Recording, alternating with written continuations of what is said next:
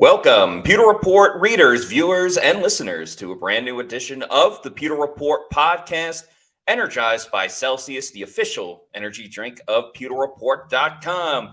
It is great to say a happy Victory Monday to all of the Pewter people and Bucs fans. The Bucs are back in the winning column after scoring 51 points and defeating the bitter rival New Orleans Saints in their house as well. So we're going to kind of recap more of the Bucs game and talk about the breakout performance from Sean Tucker. I'm your host, Matt Terra. Joined with me is the face that runs the place at PewterReport.com and my fellow colleague and co-host, SR Scott Reynolds. Scott, how are we feeling again after that Bucs win? I'm into the fourth quarter of watching it again, and it's just as fun watching it a second time as it was watching it live.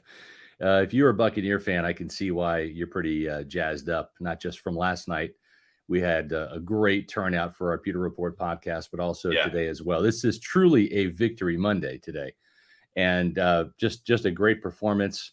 I'm a defensive guy, but I'm actually liking the offensive highlights I've seen so far, Matt, from Chris Godwin, Bucky Irving, Sean Tucker, just tremendous play on both sides of the ball by Tampa Bay. Especially this second half has just been a joy to watch for Tampa Bay enthusiasts. As Space Windu says, Tucker. And of course, we got Cuse, number 44 in the house. Cuse in the house.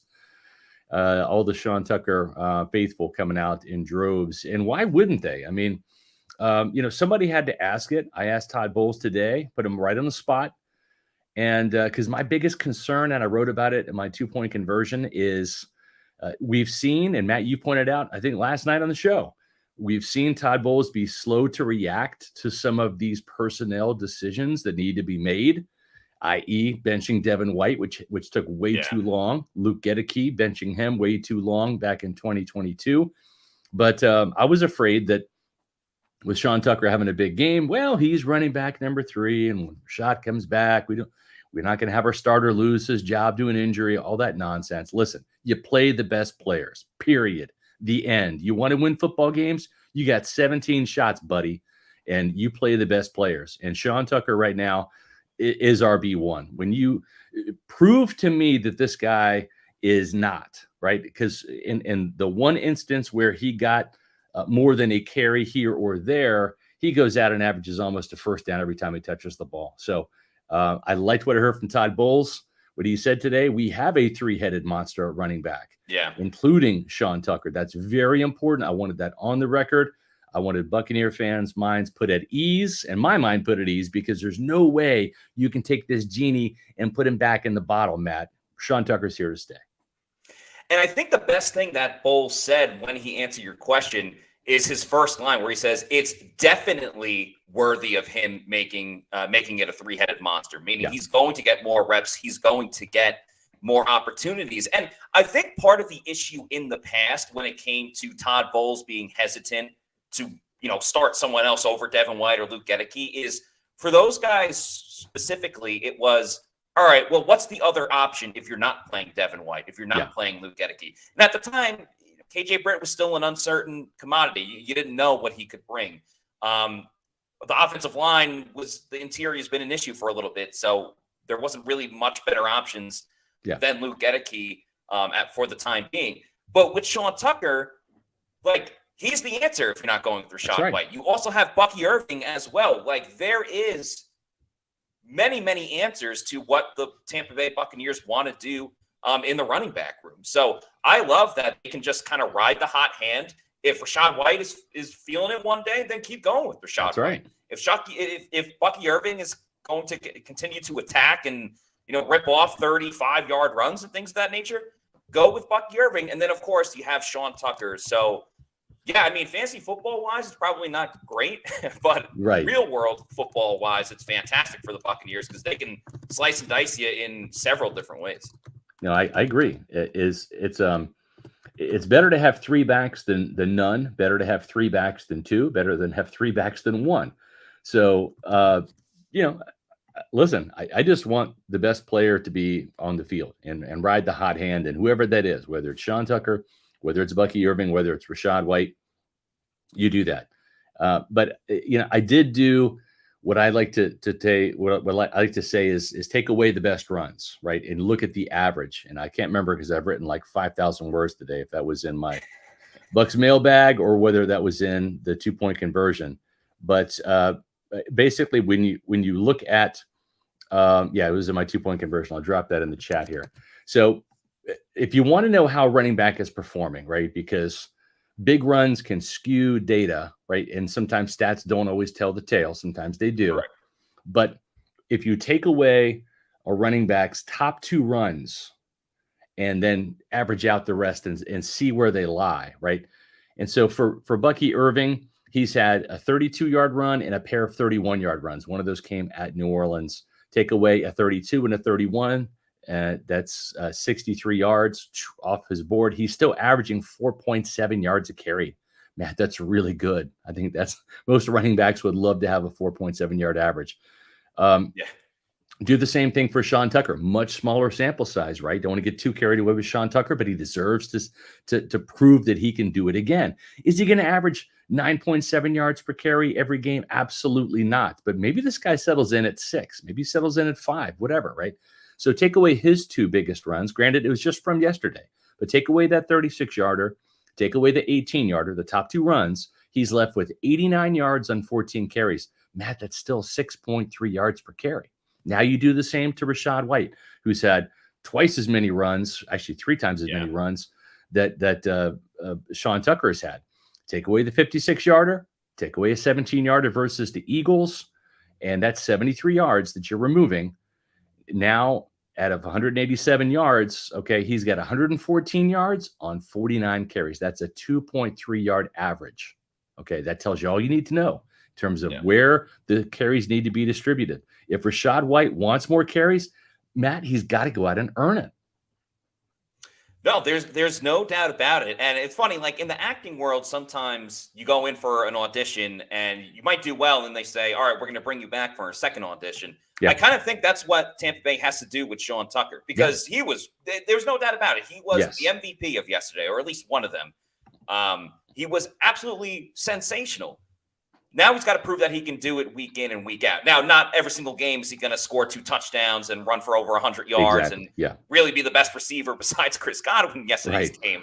But I think Bucs fans get the point of, you just want to see that, that continue week in and week out. So it looks like he's going to get more rushing attempts. I think this is a healthy thing for the Bucs offense. I hope we get more of the pony package with 2 running backs on the field, because the Bucs have really found success with that, whether it was the Chris Godwin touchdown going back to week 2 in Detroit. The pony package was on for that, and it did a lot of damage in yesterday's game. And I love the idea. You can have Rachaad White and Bucky Irving. You can have Rachaad White and Sean Tucker, or you can have what we saw yesterday with Sean Tucker and Bucky Irving on the field at the same time. They both got the same amount of rushing attempts and both did a great job. And just having a fresh running back ready to smash some skulls is a lot of fun. I'm loving this rushing attack by the Bucs. I am too.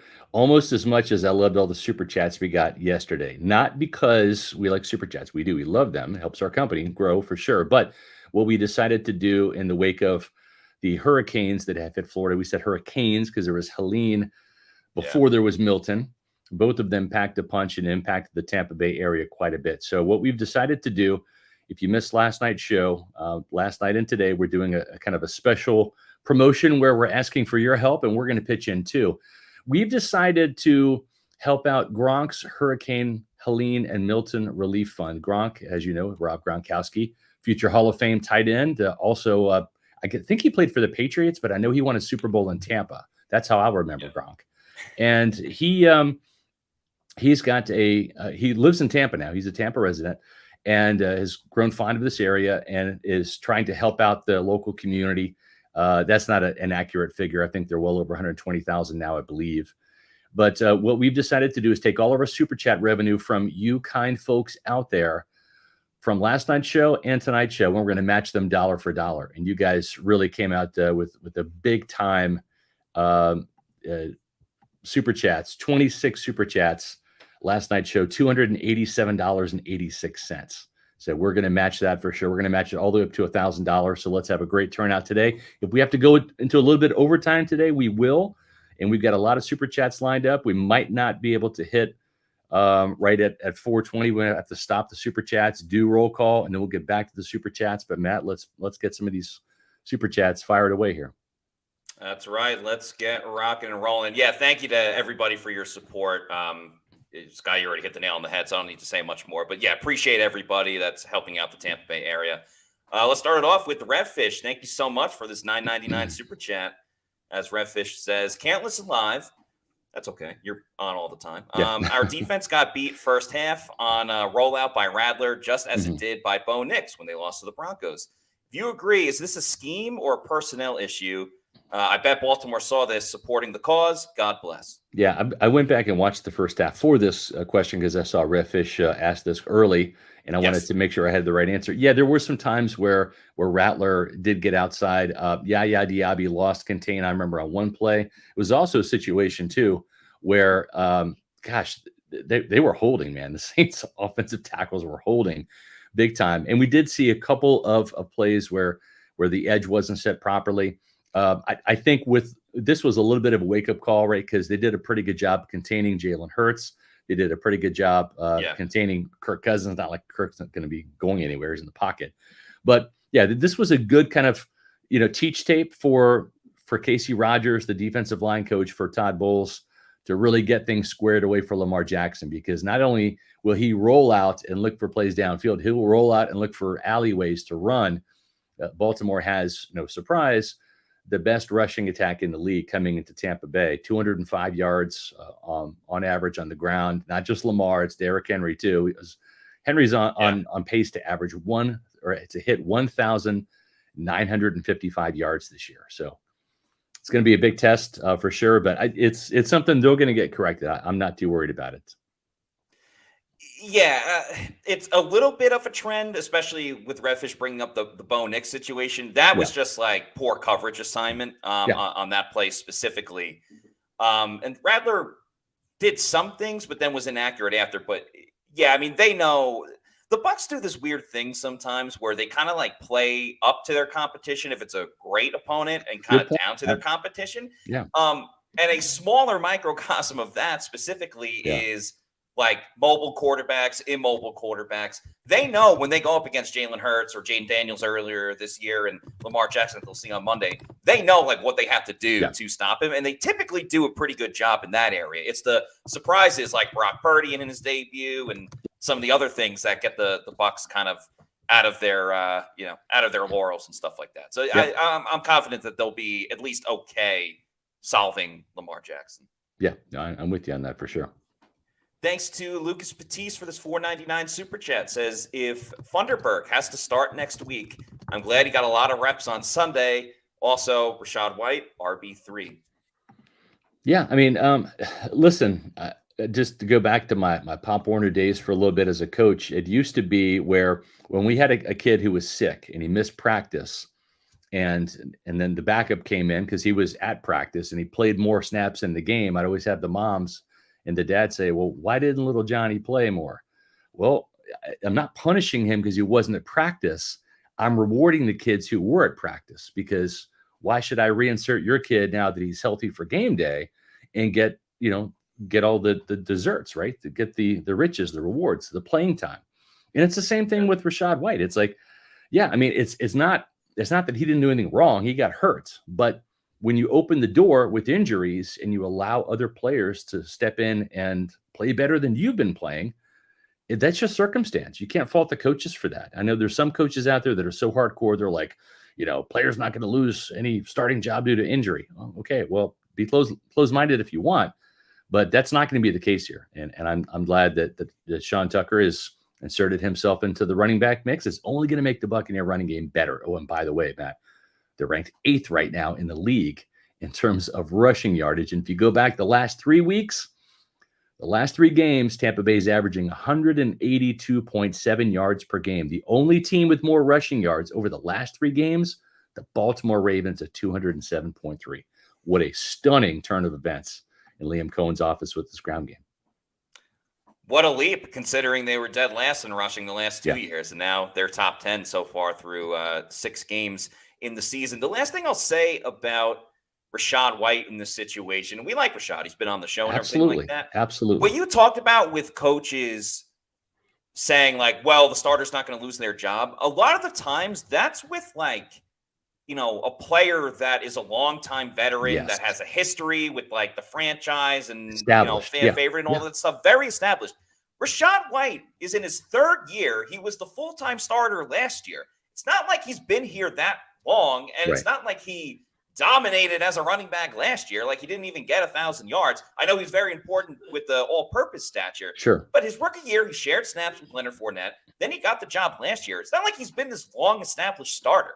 Like it's not like they're benching Mike Evans or something like that, where Mike's been here forever and he has every single record. Rashad White has barely proven anything at running back for the Buccaneers. And also, to the first part of the super chat, well done by Tyreek Funderburg.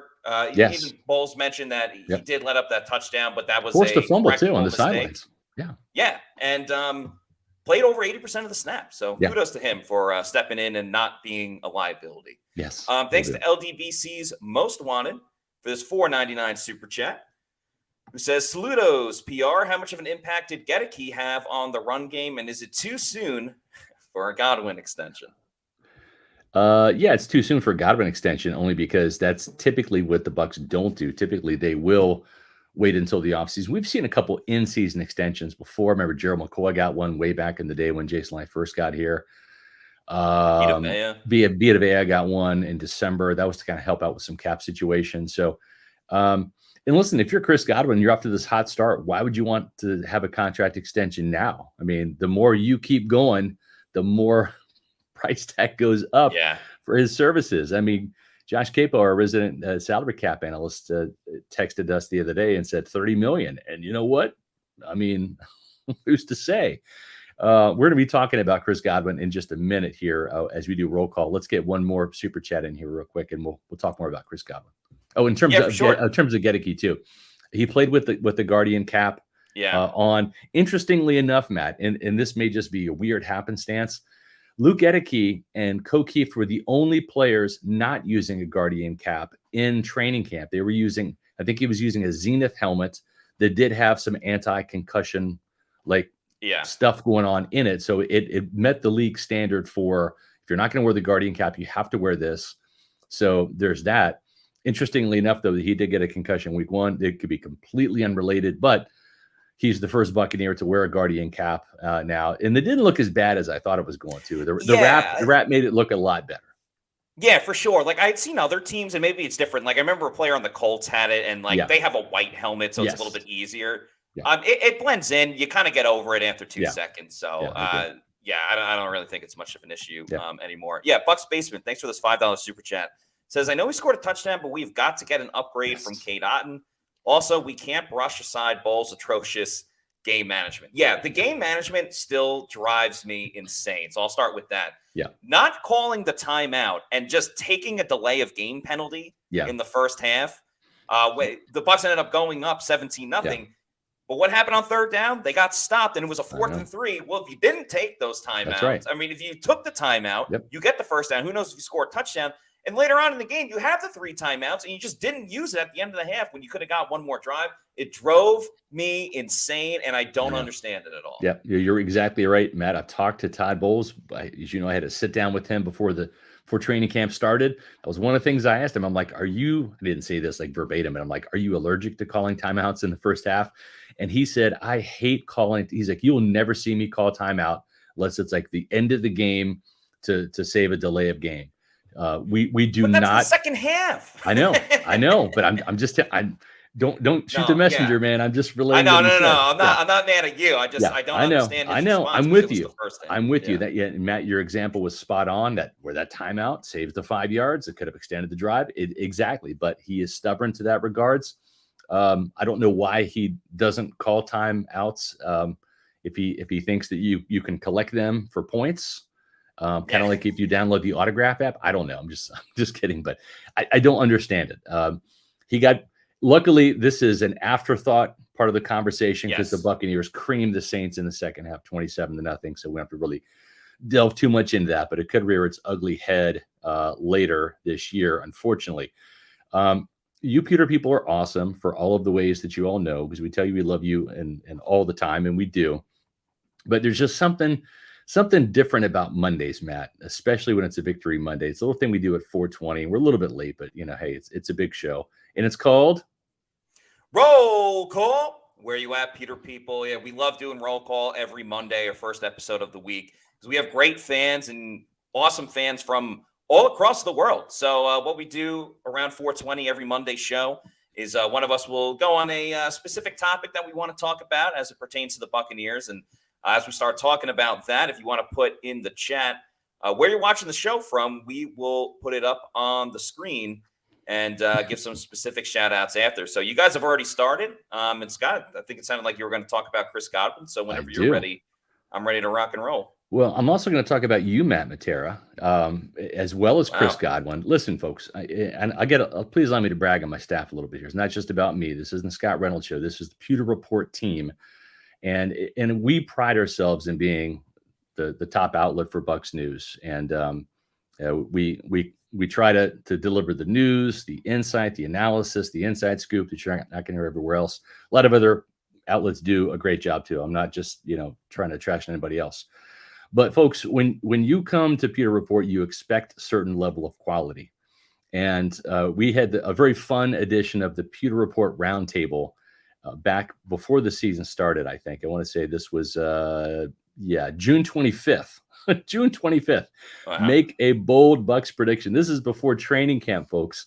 And this was Matt Matera's bold prediction. Chris Godwin leads the NFL in receiving yards. How about that? How about calling that shot, right? So Chris Godwin, as we know, certainly had a day yesterday, 11 catches, 125 yards, 2 touchdowns, really stepped in when Mike was really hurting. He's got the knees, got the hamstring. Mike's, kind of banged up right now. That's pretty obvious for everybody to see. Yeah. But this is what Matt Matera said. I'm not going to read the entire segment of his roundtable here, but there's a possibility. Let's see. Here we go. It's going to be a steep competition to lead the league in receiving yards, but Godwin will get plenty of targets and receptions under the new offensive system with Liam Cohen. The important stance for Cohen is that he values players over plays. Cohen has used the Rams' offensive system, which knows how to get the best out of their receivers.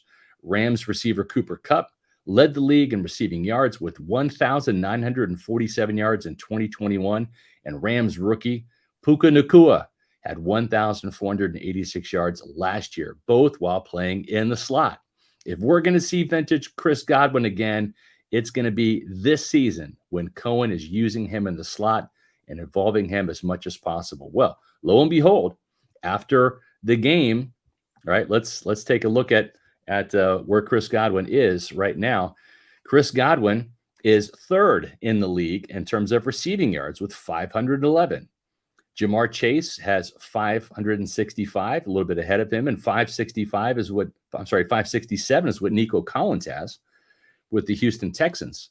In terms of receiving, in terms of catches, receptions, Godwin leads the league. 43 receptions. Drake London from Atlanta has 38.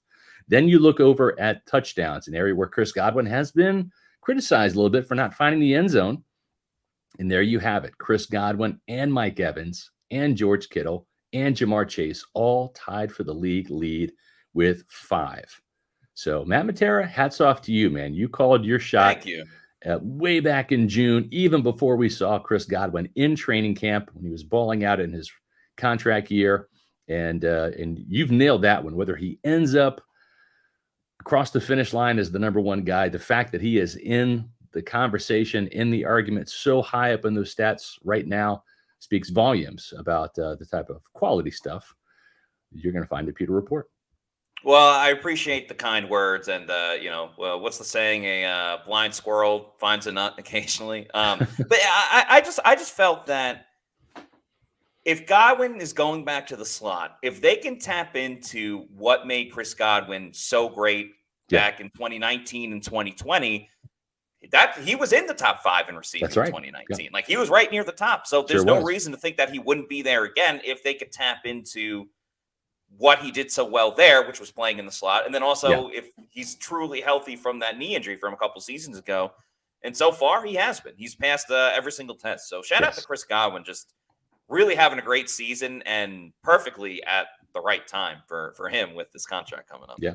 Speaking of shout outs, something we always do on Mondays, we had to start by thanking our Pewter Platinum members, Scott Federico, Rachel Gordon, Noah Parr, Scotty J, and Dave Anderson. Thank you so much for that. And we have some new Pewter Report TV channel members to thank. We're going to go ahead and rattle them off here. B Mock, I think it's Cody Mock's relation there. The Real Maverick, Jeff Nath, Light Engine, Tony Oliver, Mike Reynolds, Judith Geist, Payday 39, Air Cecil, Vincent DeBona, Canal Aleto, Chad Williams, number 1 Bucs fan, James G, and Cuse, number 44. Thank you all so much for becoming Pewter Report TV channel members. Greatly appreciate that. And some of you got gifted from Hizo and Joel Elrican, probably. But thank you so much for joining the Pewter Report TV channel membership group. It really helps our efforts here at Pewter Report TV. And we want to thank all of our Pewter Premier members. Too many to rattle off, so we're going to let this ticker roll here. And we'll get back to some of these super chats too. We're going to keep, some privacy things here, but just to let you know, Matt has been up in New York, riding the storm out up there. And when we were bracing for impact down here Wednesday and the cleaning up on Thursday, Matt Matera really did a great yeoman's job keeping our website rolling with the content, dialing into those press conferences via Zoom. So it's truly been a team effort here. Matt kind of spearheaded that from New York, out of harm's way. We still have a couple of Pewter Report team members that are without power. So we've really been trying to hunker down and get as much content as we can with very limited resources. Unfortunately, one of our team members literally lost their house in Hurricane Helene, living right next to the coast, and storm surge affected their house. They're living in a motel right now. So it's tough. We feel for everybody that has gone through the flooding, the storm surge, the high winds, the damage. My next door neighbor's roof is lost. So it's been a challenge, and that's why we're doing our part to help out with Gronk's Hurricane Helene and Milton Relief Fund. And Matt, we got some more super chats to get to. We do, and thanks to everybody for their support. Les Evans with a $10 super chat says, Sean Tucker finally got the chance to show his stuff, and he didn't disappoint. His 4.33 speed is deceiving as he eats up yardage. Tuck and buck or buck and tuck, either way, we win. Yeah. I was impressed with Tucker's vision, but his ability just to cut to the outside immediately. And as soon as the edge rusher kind of crashed down, you just went to the outside and was off to the races. Like they just kept running it to the left side, like easy peasy, no problem. And it was truly a treat to watch. Like just poetry in motion. Shout out to Jeff Hardy. Just keep going over and over and over. Yeah, no doubt about it. Paul gave Florida Dream House. You're also one of those who likes to give subscriptions, and we appreciate your contributions to help grow our community as well. Paul has done that again today. Thank you so much. Michael Wags with a $4.99 super chat, Matt. I like this. Thank you, Michael. Godwin is the all-star of wide receivers. Can't tackle that guy. Prefer no more laterals to Wirfs, though. Yeah, a lot to unpack there. His catch and run for a touchdown was sensational, and he's done that before, too. Chris Godwin, I'm not comparing his overall game to this receiver, but he reminds me a little bit of Hines Ward. Like Chris Godwin loves blocking in the run game, and he likes getting those screens because he's been great, and that's what's made him great in the slot is the yards after the catch for Chris Godwin. Like his touchdown, the 69-yarder, that was all him just catching and running and bullying people down the field, which was fantastic. I was losing my mind because the Bulls timeouts and added on top of that was the laterals and stuff like that, because I immediately thought of the Patriots-Raiders game from a couple of years ago. That's right. That game was tied. Yeah. And then Chandler Jones ended up recovering a fumble and going for a touchdown, and the Raiders won. I'm thinking, it's halftime. Like, the game's not over. You're down 3. You got a whole second half. And then Tristan Wirfs, on the one hand, it's like, oh, this is cool. He's got the ball. The next thing I'm thinking is, they're going to dive at his legs. I know. And he's going to get a knee injury, and he's going to be out. That was my biggest concern. On a worthless lateral. I know. Yeah. I'm with you on that. I totally forgot about that play till I watched it again this afternoon. I'm like, what were you thinking? That's crazy. Yeah, hopefully no more laterals to Wirfs. So I have to ask Liam Cohen about that. I don't think that play went as scripted. I don't think that's how they Yeah. drew it up. But yeah, I love the comparison. Maybe we'll call Chris Godwin the G train, right? We had the A train from Mike Allstott. Yeah. I think we'll call Chris Godwin from now on the G train. We're gonna every time we talk about Chris Godwin, we're just gonna call him G train because he's a locomotive, man. That guy will block He is. too. A lot of those big runs, you can see 14 out there blocking in the slot too. Malcolm Harvey with a $4.99 super chat. Thank you, Malcolm. Says, why do you guys think Jalen McMillan is struggling or not being involved? Yeah, this was very interesting because I think going in, we were all wondering how much he would play. And he only was involved in, I think, about 18% of the snaps. So really not that much compared to Sterling Shepard was 75%. So they heavily went with Sterling Shepard. Now, I'm curious if it's because McMillan, had that drop or whatever happened with the interception, if that was like more of a benching. But he didn't look good as a punt returner too. Right. I'm going to chalk this up to just kind of knocking some of the rust off with coming back from a hamstring injury.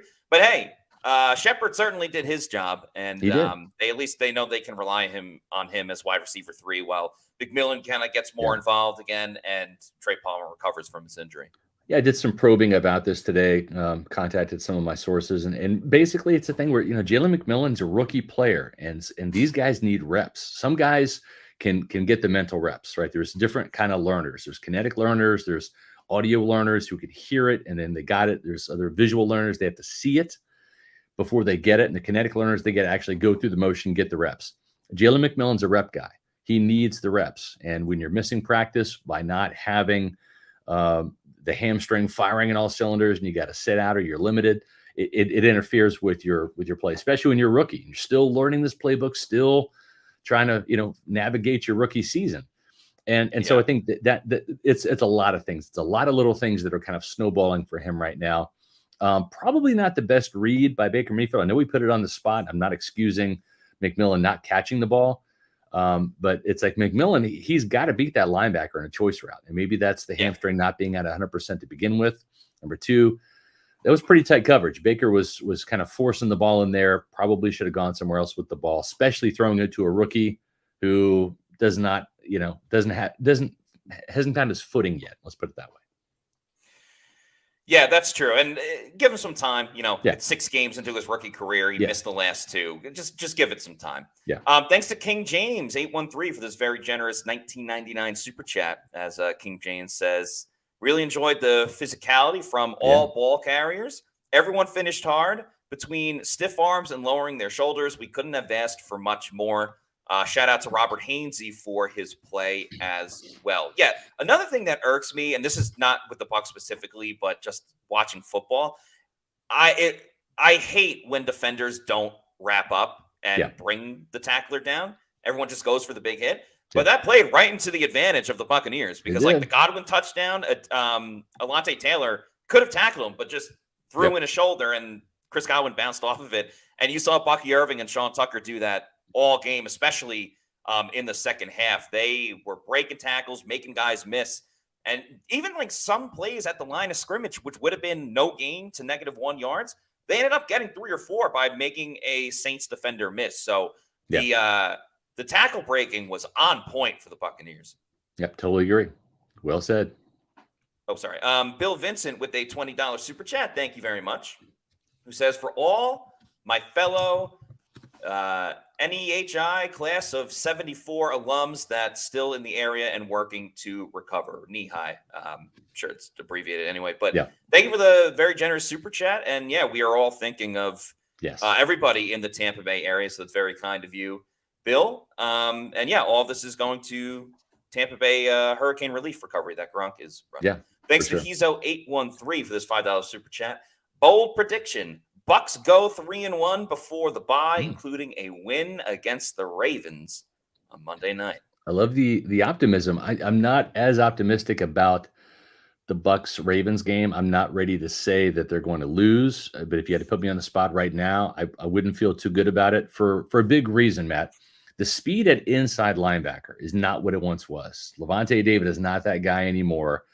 Devin White, for all of his faults, he does have some wheels, and when he's locked in and can make some of those sideline to sideline tackles, that's what you want. But you've got a very mobile quarterback now with Lamar Jackson, who can roll out and escape down the sidelines. He can find those creases. If you're not maintaining your pass rush integrity, you open up one of those lanes up the middle, he's gone. I just don't like Levante David or KJ Britt making open field tackles against Lamar Jackson on Monday night. I think that's a big area of concern of mine. The Ravens also have a lot of good weapons, including a couple tight ends to worry about.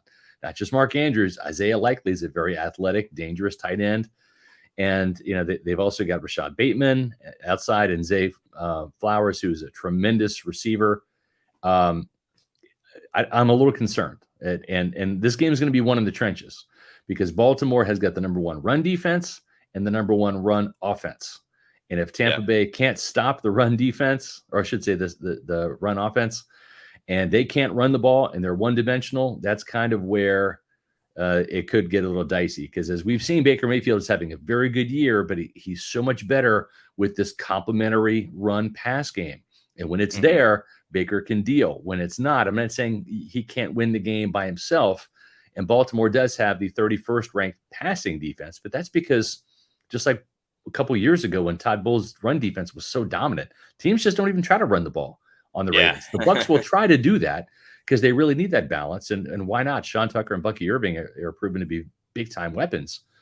But this is a very veteran, experienced Ravens team. And the Buccaneers are still young and growing and learning lessons. If this game were later in the season, I might like a little bit better. But we're going to talk about this game a lot on Wednesday during our Bucs Ravens show. So stay tuned for that. Yeah, we're going to pay a lot of attention to that. Yeah. The only thing I'll say quick is the Ravens are starting to find their rhythm after coming out of the gate a little slow. So that's not a good sign for the Bucs either, but should be a very entertaining Monday night football game. Thank you to Drew number 00 with a $10 super chat, who says, a little hurricane relief help from a Bucs fan in the UK. Appreciate you always making me feel part of this community. Stay safe. Go Bucs. Really appreciate that. We love our fans in the UK. We actually had a couple of fans watching from England today. And this is a community. Yes. We love everyone that are Bucs fans. Doesn't matter if you're in Tampa or somewhere else. So also want to give a couple shout outs from Roll Call today. Let's do it. Quick. Let's do it. Brian S. from Syracuse also saying building a Tucker statue. I love that. Drillman 32, Bakersfield, Central California. Rick Hamilton, Louisville, Kentucky. There you go. Ken Wallace, also a Pewter Report YouTube channel member. Charleston, South Carolina. Make Rashad White a running back wide receiver. Armetta Ward from Norman, Oklahoma. Lakeland, Florida for Hezo813. Charles Hoffman, Panama, Hammy Actual, Apollo Beach, hashtag Tampa Tough. Ryan Giles, Rock Springs, Wyoming. Barry Moore from Melbourne, Australia. Yeah. King James from Tampa, stayed during the storm, love the city, born and raised, 813. That's awesome. Drew from Manchester, that's who I was thinking of when you super chatted. And last but not least, Furu Kawab, watching from Honolulu, Hawaii, right near the beach, boy. So shout out to all you guys. Really appreciate the turnout for Roll Call. You guys were fantastic as always, as kind of to be expected. But, we think of you guys in such a high regard. So thank you for all your participation. We also think of Celsius in high regard, so much so I'm wearing my Celsius shirt today. And boy, I've had a couple Celsius over this weekend watching all the football and getting up and doing some stories today. Matt, tell us about Celsius and where we can find it. Oh, of course. Celsius is our favorite energy drink, the official energy drink of pewterreport.com. If you go to the Celsius store locator, you can find out where to pick up a Celsius, like some of their newest flavors, like the sparkling watermelon lemonade and the sparkling kiwi strawberry. So go to the Celsius store locator, punch in your address, and tell you the closest place where you can pick one up. Could be a Walmart, a Publix, a Stop and Shop, or your bodega. Bodega. And after you know that you love Celsius and you want to buy more and you want to get it in bulk, you can do that with the subscribe and save on Amazon. I'd recommend getting the variety pack because variety is the spice of life. And there's so many great flavors. You can have it sent to your place of residence whenever you want. So just make sure you're drinking Celsius energy drinks, the official energy drink of pewterreport.com. Yep. We are well on our way to having more super chats. We're going to get to those in 1 second, but we also want to let you guys know that we are well on our way to almost reaching 16,000. We're like at 15,923. So if you have not had the chance, well, you've had the chance, you just haven't done it. But if you have not hit the subscribe button on Pewter Report TV, our YouTube channel, please do that. It's free. That's all you have to do is hit the button. Boop, you're a subscriber, and you help us climb to 16,000 subscribers. So we greatly appreciate all the support, not just from our Pewter people who watch the show and contribute, whether it's leaving a comment after the show that boosts our YouTube algorithm. So please do that, or whether it's hitting the thumbs up button, the likes, or whether it's giving super chats. Everybody is welcome in this community, and we absolutely love each and every one of you, especially on Mondays, which is roll call. That's always the most fun day, and it's Victory Monday. Let's get back to some of these super chats, man. Yes. KGH for life. Thanks for the $5 super chat. Says it's clear there is a difference when Bucky is running the football. There's more urgency, explosive plays. Bucky should be running back one. Yeah, Bucky runs like his hair is on fire, or maybe his feet are on fire. It's just electric. He's going, he's moving. Yeah. You saw that a little bit with Sean Tucker. Just with Rachaad White right now, it a little bit feels like you're trying to put a square peg into a round hole. Mm-hmm. I don't know exactly how to describe it. Something was just off. Maybe the injury played a factor. And it just looks like a completely different run game when Bucky and Sean Tucker are doing their thing. Yeah, totally agree. Thanks to Logan Valente for this $4.99 super chat. We really appreciate it. Paul Bowen with the $1.99. Thank you. Says, fire the cannons. Still on for that 13-4. I haven't forgot about that, Paul Bowen. Very happy that you are on the way to it. Hopefully it continues. Yep. Tanner James Goff, thanks for the $5 super chat. Overreaction Monday. Bucky RB1, Tucker RB2, White wide receiver 4/tight end 2.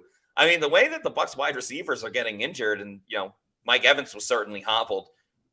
They eventually may have to get to a point where Rachaad White is wide receiver 4. We'll see how long it takes for White to recover. Everybody will be watching very closely when White does come back, how that running back room is going to look in terms of all the snap usage.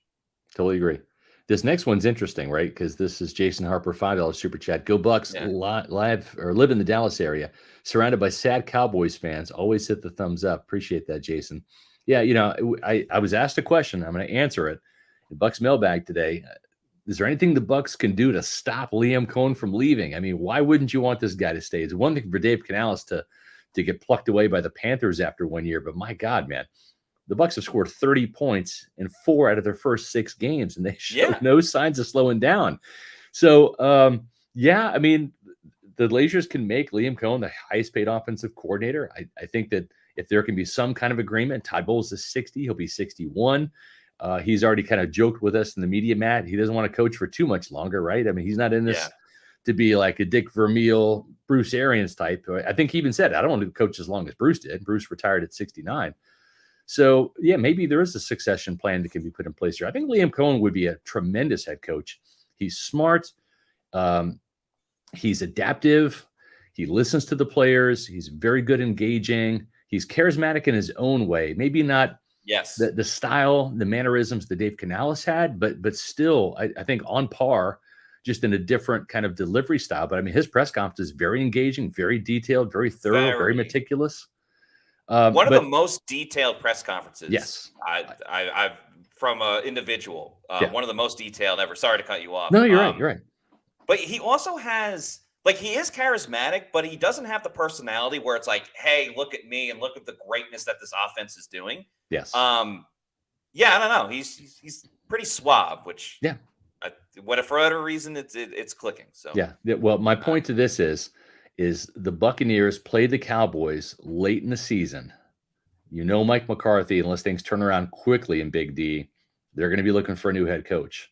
And I just hope that Jerry Jones is so enthralled with the idea of Bill Belichick coaching the Cowboys that he doesn't wise up and pluck Liam Cohen from Tampa Bay. Because again, sometimes, when you see what a team does to you, it kind of like opens your eyes a little bit. I could see the Buccaneers, unless this Cowboys defense gets better in a hurry, I could see the Buccaneers lighting up Dallas and Big D.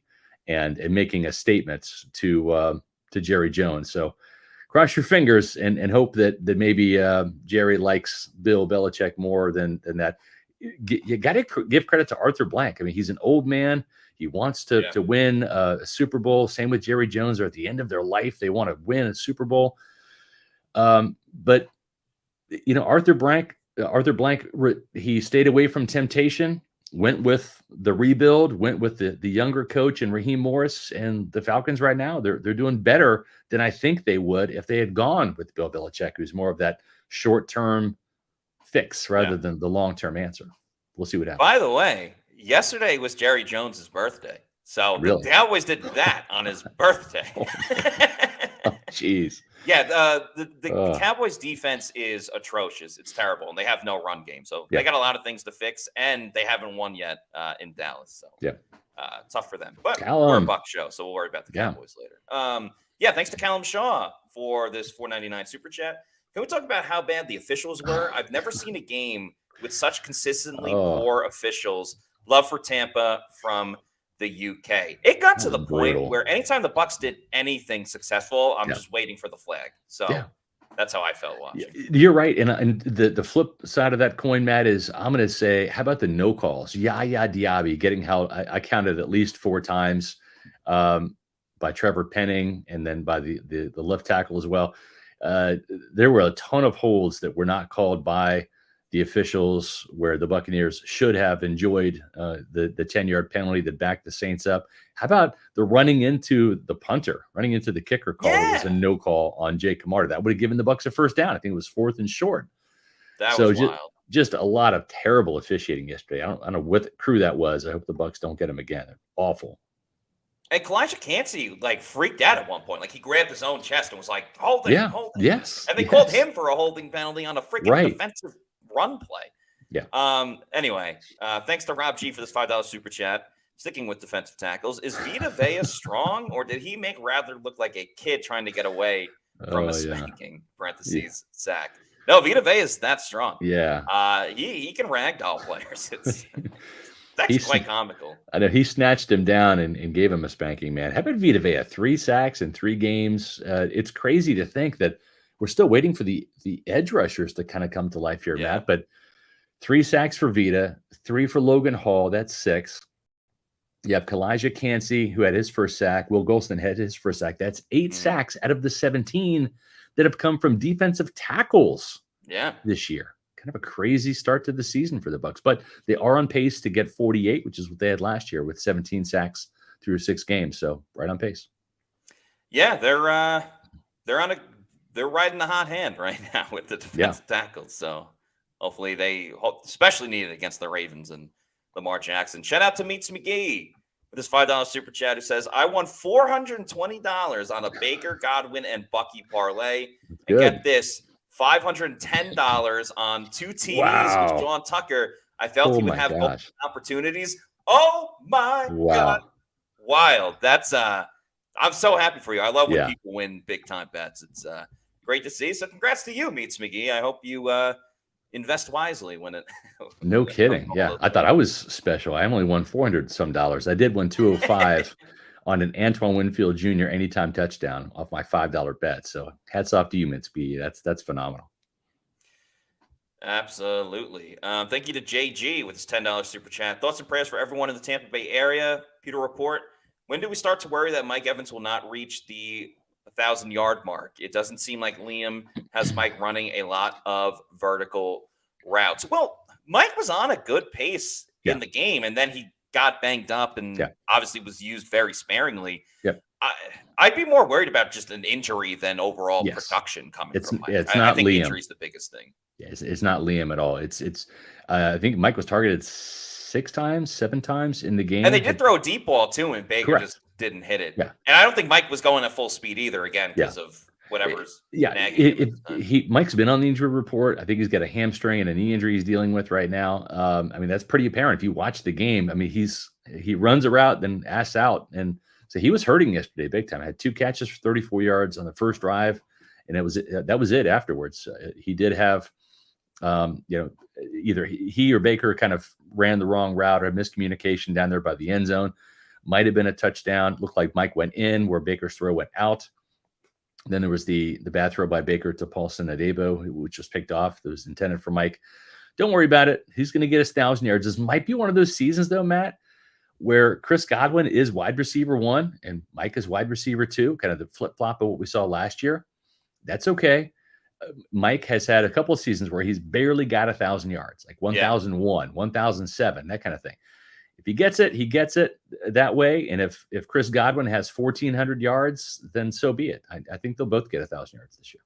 At the end of the day, if they're winning, that's all they care about. I bet Mike would trade an 1,000-yard season for a second Super Bowl ring. No doubt about it. Yeah, exactly. So if that means Chris Godwin leads the way, then so be it. No worries. Shaggy, thanks for the $10 super chat. 3 deep at running back, such a burden. ... LOL. Hot hand equals RB1. Absolutely true. I don't think the Bucs need to name a starter. I don't think whoever starts the game necessarily is the guy that's going to get the most snaps. I mean, we've seen over the past couple of weeks. Doesn't matter if it's Rashad or Bucky or whoever. Like, they've been getting the same amount of rushing attempts. You know, like this week, Sean and Bucky both had 14. Last week, Bucky and Rashad, I think, had the same amount, or maybe that was 2 weeks ago against the Eagles. But they're divvying it out like pretty much at an equal rate at this point, ever since we kind of brought up the question in the first place. Yeah, for sure. And just to go back to that Mike Evans point, and I agree with everything he said. I'm with you on that. But to Mike Evans, the 2 best years in Bucs recent memory, right? 2020 Super Bowl and 2021. Well, Mike got 1,006 yards. Remember, he got hurt. He got hurt in that Falcons game in week 17, the last game of the regular season. And then the next year, in 2021, 13 wins. He only had 1,035 yards. So, don't worry about Mike. He'll come through at the end. He always does. No doubt about it. I wouldn't worry about Mike just yet. Yep.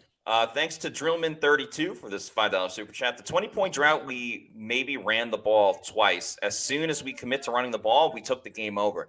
Yeah, that's true too. And I think a couple, when you're talking about when the Saints scored 20 points in 5 minutes, I think they ran it a couple of times as well, but there was like a penalty involved, and then you had all the illegal formation, false start penalties that they had where they had 1st and 20 and they couldn't really run it. But yeah, as soon as they got back to running the football and establishing the ground game, they were off to the races every single time. No doubt about it. You guys are coming through with these super chats. Reminder: every super chat you give us, and we'll go a little overtime today. That's fine. We'll save some of the commercials for a Wednesday show. But the more you super chat us today, we will match every donation you make. We're sending all of your money to Gronk's Hurricane Milton and Helene Relief Fund, and we're going to match it at Pewter Report up to $1,000. So keep going, guys. Yeah, thank you, everybody, for all your support. Trevor with the $10 super chat. Great Bucs coverage. Great cause. Keep it up, Pewter Report crew. Yeah, so happy to be a part of this cause, and with Pewter Report donating, matching up to $1,000 for Gronk's Hurricane Helene and Milton Relief Fund. So appreciate you, Trevor. Appreciate everybody that is supporting as well. Paul, a.k.a. Florida Dreamhouse, thanks for the $10 super chat. So maybe Hainsey was not the problem with the running game after all. Bucs have a great problem. Great extra offensive lineman with Hainsey and 3 quality running backs. Also, Baker Mayfield is him. Bucs go 3-1 on the next 4. Yeah, Robert Hainsey, as soon as we were told that Graham Barton was out, I was like, all right, Robert Hainsey's in. Yeah. I didn't really need to process it much more because we know what he is. He's solid to average as a starting center. Yep. The Bucs wanted an upgrade. They think they have an upgrade eventually with Graham Barton. But yeah, that's a really valuable backup to have. Yeah, no doubt about it. The Bucs did not cry one bit when Harold Goodwin and Joe Gilbert, the offensive line coaches, went to Carolina. They just didn't. They were part of the problem. And when you're the run game you're the run game coordinator, and you're Harold Goodwin, you're an offensive line guy, and you guys can't run block. It says it all. Yeah. Hammy Actual with the $9.99 super chat. Thank you. Says, hey guys, hope all is well with you and your families after the storm. Thank you for that. Yes, thank you. Listen, Baker Mayfield is elite. Do y'all agree? How safe are we keeping him with his current contract? He's out playing it. I don't think Baker Mayfield's worried about the money. All right. I think sometimes you have to count your blessings and not your grain, right? And it's like he is in the right place at the right time. feels appreciated. He feels loved. He loves his teammates. He loves balling out. He's given freedom in this staff to succeed. He is on a team that is a legit Super Bowl contender, whether it's this year, maybe a little premature, but next year, maybe that's the year. I don't know. He's playing at an elite level. Is he an elite player? Let's see how this season finishes out. He's up to an elite start, Matt. I think a lot of quarterbacks would love to have a 3-to-1 touchdown interception ratio. I mean, that's good, right? When you're 2-to-1, okay, 3-to-1. Now you're talking elite Pro Bowl caliber type of play. And then some quarterbacks reach that 4-to-1 level as well. And maybe, tell you what, a couple of his interceptions really weren't Baker's fault. Might be closer to 4-to-1 than 3-to-1 even. No, Baker's playing head and shoulders above a lot of other quarterbacks in the league right now. To say elite, I think is a bit too much 6 games in. Now, a full season in, and he's playing at the same level, then we can have that discussion. But he's on his way. He's on the path for sure. No doubt about it. Thanks to Coulter Castilleja for this $2 super chat. Anyone else nervous for Mike getting 1,000 yards? We kind of talked about this a couple of minutes ago. Yeah. I'd be worried more about the injury than his overall production, because Mike every year has a monster game where he gets like 145 yards or sometimes 200. He hasn't had that yet, but it's very much in him. Yeah, totally agree. And listen, Baker knows where his bread is buttered. He's going to get Mike his yards. He's going to get Mike his touchdowns. Don't worry about it. Don't worry about it. It might even be like, remember a couple of years ago, Brady was the quarterback, and a couple of guys need to hit incentives. Like Gronk got $1 million if he got a couple more catches and stuff that. Mm-hmm. We'll see how the season goes. Obviously, if it's a winner take all last game of the season, like you got to play to win. But if the Bucs are in a spot where they have a playoff spot already clinched, they might just pepper Mike Evans until he gets 1,000. Yeah. So again, something to worry about later in the year. Thanks to JD Foster for this $6.99 super chat. So far, my offensive MVP Godwin, defensive MVP Zion, breakout Bucky, disappointment Dean, under the radar Chase McLaughlin. What do you guys think? Hard to argue that. Fully agree with Godwin. Bucky, I think without a doubt, is the breakout. Yeah. Zion, defensive MVP.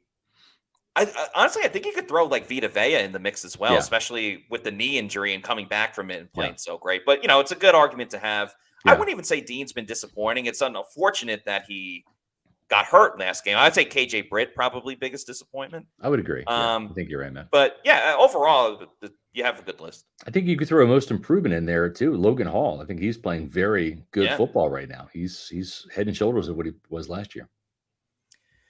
Thank you to Black Gold 1999 for this $49.99 super chat. Who says, just happy to be here. Roll call, West Coast, Bucs, Compton, California. Thank you very much for appreciate that. Thank you. Generous super chat, Black Gold 1999. And thanks for all your support for being in the comments of Pewter Report and Pewter Report podcast. Yep. Hammy Action with the $4.99 super chat. Also, is Mike hurt? I feel like every time he's down, he's thrown to, he comes out. Mike looked pretty banged up in yesterday's game. I think he went to the locker room like very briefly. And then they just kind of used him on second and third down. So something's a little off with Mike. We'll get an extra day of rest this week with the Bucs playing on Monday. So that's exactly. Yeah, we're going to go overtime here a little bit, folks, but we have a lot of super chats. We're going to kind of roll through some of these pretty quickly here, but thank you all for supporting our efforts and more importantly, Gronk's efforts here to help out the Tampa Bay area. Yes, thank you, everyone. He's 813, $5 super chat. Thank you. Says 3 straight games with an opening drive touchdown. SR, I was sold with you in the summer that Cohen is the real deal. Happy to see him flourish. Yeah, I think it was back in July, but week before training camp. I think I said Liam Cohen's offense is going to be a huge upgrade for the Bucs, and it has been. Yeah. You can see it coming. No doubt about it. Yeah. Thanks to JT Pine with this $20 super chat. Says, great seeing Antoine Packett immediately making his presence felt. That's so true. Shout out to McCollum, our cornerback one, and Tyke Smith for balling yesterday. Yeah, Tyke Smith was great, turning the ball over left and right. And I was laughing when Antoine Winfield Jr. scored that touchdown. I'm like, of course Antoine Winfield Jr. would get the first defensive touchdown of the season for the Buccaneers immediately as he returned. So, Bucs got healthy on defense, and it certainly paid off on Sunday. No doubt. Thank you to Moises Souza for a $4.99 super chat. why the commentators don't like the Bucs. They always root for the other team. I actually don't listen with volume on the Pewter Game Day That's right. show, so I'm You're immune, not Matt. exactly. Yeah, so I'm not exactly sure. It is funny when there's a penalty. I'm like, who's it on? Who's it on? Like, Yeah. it's an offensive defense. So yeah, I can't make a comment on that. Well, I do like Greg Olson as a commentator, but I don't know, maybe yesterday was. Well, let's see here. 1, 2, 3, 4, 5, 6, 7, 8, 9. 9-year career in Carolina. Now he ended his season with Seattle in 2020, and his career started the first 4 years in Chicago. But Greg Olson's a Panther, folks. That's why. That's why. Thanks to Joel Elrican for this $5 super chat. Shout out from Mulberry, Florida. Happy Victory Monday. Go Bucs. We are Tampa strong. Indeed. That's awesome. Indeed. Okay, big time super chat from John Castle Spilotopoulos. Thank you so much for your generosity.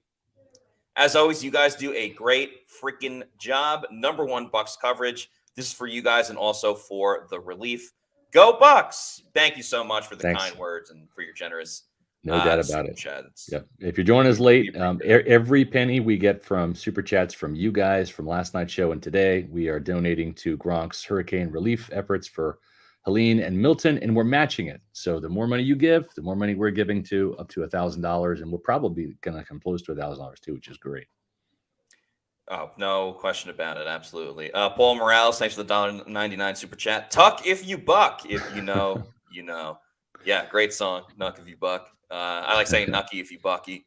Yeah. But yeah, hopefully it catches on with how well that they are playing. Brevard Bucks, thank you for the $4.99 super chat. I noticed the Bucks are 4-0 when they start the game on offense. Are we concerned now if the Bucks lose a coin flip that it could determine the games early? I'm a bit of a superstitious guy when it comes to my team, so I'm going to say it is going to impact it. I'm kind of stitious. I'm not superstitious. But it just puts a little stitious. Yeah, it puts the emphasis on Todd Bowles' defense to create a turnover, get a takeaway, give the ball back to the offense, and not let what happen with the Falcons game or the Broncos game where the other team goes down and scores, and all of a sudden you're on the ropes. That's behind 7-0. Thanks to Jeff the Champ, $4.99 super chat. F the Aints. If Godwin continues at this pace, what % chance do y'all think he remains a Buck? We need him to stay. Great job this weekend as always. Yeah, he's going to stay a Buck. I mean, the way he's playing right now, you've seen Jason Light does not let you leave Tampa if he wants you to stay. And so that same situation with Mike and Antoine. If you play well, you get paid well. That's the motto. And certainly Godwin is angling for a big payday, and he's going to earn every penny of it. Yeah, the better he plays, the more likely he's back. Thanks to Architect79, $4.99 super chat. I could see Bucks re-signing Hainsey and moving him to right guard, left guard next to continue developing. He looked good. That would solve an issue in the sense of the Bucks have kind of had a revolving door a little bit at left guard, just with Stinney and Bredesen this year, and Matt Filer in the mix. Yeah, Shaq Mason a couple of years ago. They signed Hainsey to a solid contract for a couple of years. You may have your answer at left guard, not having to look for a new one or have to draft one and then develop them all over again. So I don't hate the idea. Good depth is hard to find, and even if he comes as that swing interior player, guard center, backup, I don't know that he's going to have a huge market as a starting center out there. But listen, his best friends on the team are Tristan Wirfs and Baker Mayfield. Okay, so maybe there's a little bit of a hometown discount here where he ends up staying for a 1-year deal, kind of cheap, because he just likes playing here with the Buccaneers and these guys. It's always a possibility too. Thanks to Clinton Harrell for this $2 super chat. I knew Dean would be hurt when he made that tackle. Yeah, it was a pretty bang type of play, so you couldn't really prepare for it. And yeah, that was unfortunate. You hate seeing it. Thanks to Kyle Driver for a $2 super chat. Bucks fan in Ohio since '97. That's very cool to see. Thank you so much for joining us, Kyle Driver. Sorry, I get a little sneak peek at the super chat here. Okay, I haven't read it. Haven't looked at it yet. Thanks to Kyle Miller for this $9.99 super chat. Petition to get Marshawn Lynch to take a paternity test and see if Irving and Tucker are his long lost children. In all seriousness, this was a big win. Needed this after back-to-back hurricanes. Go Bucks. That's a great comment, Kyle. Good job with that one. Yeah, the Buck and Tuck show was for real yesterday. That was some good stuff. I'm sure Marshawn would have approved. Oh, absolutely. Thank Yeah. you to Judith Geist for this $50 super chat. Very kind of you. Says, love you guys. Go Bucks. We love you too, Judith. Thank you Yes. so Thank you, much Judith. I hope we're for pronouncing your the last super name chat. right. I Yeah, hope we yeah. are. If you want to let us know. Yeah. Yeah, apologies if I'm not. But yeah, Yes. thank you. Thank you so much for your support. Mike Reynolds, $1.99. Thank you. Says, time to change Worf's position to offensive weapon. I kind of like that. Instead of OL or OT, know, put yeah. OW. Yeah. He's That'd be got fine. good hands, obviously caught the lateral. But I'm like you, Matt. When that happened, I was like, God, don't take out Tristan's knee, because that's how you chop down those big men with the ball, is you got to go low and tackle them. So I'm glad that Tristan didn't get hurt on that play, and throw that one away, Liam. Don't need that one again. Yeah, yeah. Thanks, Charlie Jigs, for this $5 super chat. Favorite play? Mine was Wirfs getting the ball on the last play before the half and busting out the big man spin move. Not Yeah. useful, but entertaining. Yes. And now that he got away unscathed, it was a funny play to watch. I remember watching it about an hour ago, and I'm Yeah. like, oh my gosh, that was crazy. I would say my favorite play was the big run by Bucky, where Baker sprinted down at Yes, the end and tried to Yes. go with the block as well. So Yeah. that'll be my pick. Thanks to J5 Studios for this $25 Thank super you. chat. Bucks fan living in Ohio, but my heart lives in Tampa and Central Florida. I always love the podcast. Thank Lots you. of love for Florida right now. Stay strong, and I'll be down there to visit again soon. Hey, Tampa Bay. Awesome. Yeah, thank you so much for the kind words. And yeah, we're all thinking about everybody that has been affected by this hurricane. Thanks to Randy Douglas for this $13.99 super chat, because Gronk and people down there need it. Nice sentiment PR, just like Ron Burgundy says, stay classy. Love that. Yeah, great reference. Thank you. Great reference there. Yeah, thanks, Randy, for the super chat. It's very nice of you. Thanks to Sacktown for this $10 super chat. The only disappointing thing about the game was all the flags and the second quarter. That's right. Yeah, pretty much. I throw Jalen McMillan in there as well, but again, he only played a little bit on offense. But yeah, I agree. Thanks to Charles Beck, QPat47, for this $25 super chat that's going to go directly to Gronk's Hurricane Helene and Milton fund. So you're directly helping Tampa Bay. So thank you. Thanks to Michael Savoy for this $5 super chat. If we can run the ball like this at Kansas City, that could be a winnable game. Yeah, especially running the football on the road. It takes the crowd out of it. And it does. That helps big time. Yeah.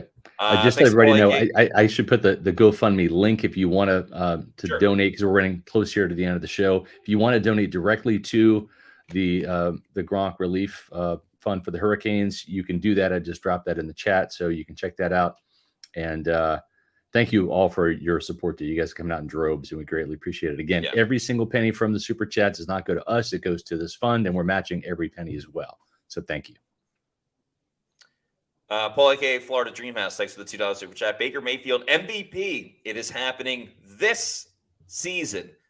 I go back to Baker got robbed with the Comeback Player of the Year award. Like, if they weren't going to give it to Damar Hamlin, like they gave it to Joe Flacco, and Flacco played really well, but it was only for a handful of games. It wasn't the whole season. But Baker's playing even better this year, so maybe we can win something.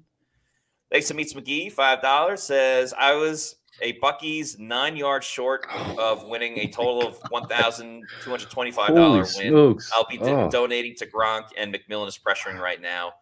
Breakout is coming. Yeah, I'm not crazy worried about McMillan by any means. And damn, Meets McGee. I mean, you had those big wins before. Who knows? Maybe you win even more next time. Yeah. John Close, just one thing real quick.